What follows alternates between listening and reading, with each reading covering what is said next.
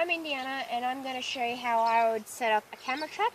So this is your standard camera trap, and today I'll be observing the presence and absence of bandicoots using a feed station, which would be, for example, this book as a form of food bait. So first I'm going to go attach it to the tree. Now I'm doing it to this height because it is out of viewpoint from the bandicoot, so the bandicoot's not distracted by the camera trap and is only distracted by the food trap, which is down below. So I've set it up nice and snugly to the tree. Now my next point I have to do is angle the camera so it's in position of the food station.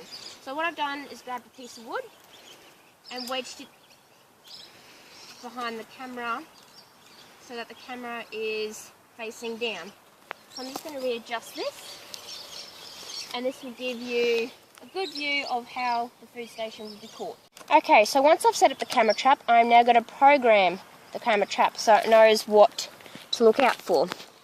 So I'm going to turn the camera trap on, and I'm going to go into changing setup once it appears, and into advanced settings, into trigger, and I want my motion sensor on so I can detect the movement of the animal. I want my sensitivity on medium high, because if I have the sensitivity on high, it will detect the movement of vegetation, shades, different lighting, and I don't want that. I want a medium high, just enough to get the motion of the animal. I want my picture trigger to be on 3 picks per trigger, and with intervals of 1 second. So this is just enough to gain some data of the animal coming to the feeding station and grabbing data based on the behaviour. I want no time period delay, as I want every activity to be recorded on this camera. So that's done. Time lapse. I want my PM and AM off. This is because time lapse is more about herding animals, and I'm only observing maybe 1 or 2 species at one time period coming to the feeding station. So the next is resolution. I want my resolution on 3.1. This is because this is the highest quality picture, and especially using it at night time, it's going to be better picture quality. So the next is nighttime mode. I want it on balance because this is the perfect combination of picture quality and light flash range, and it's just a basic standard form of night mode because I'm only looking at a feed station with the luring of bandicoots coming into it.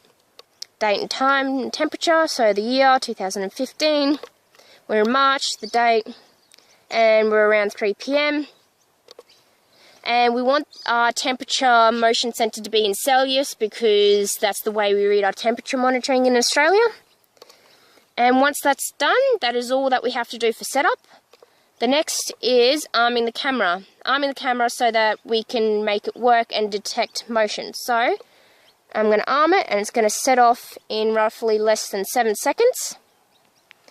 Once this is done, I can move in front of the camera and detect how far my detection zone is. So it's armed. Set the camera. Now I'm going to walk in front of the camera and look at my detection zone and see if it's actually setting it off. And this will determine where my feeding station will come up and if it is in position of my camera range.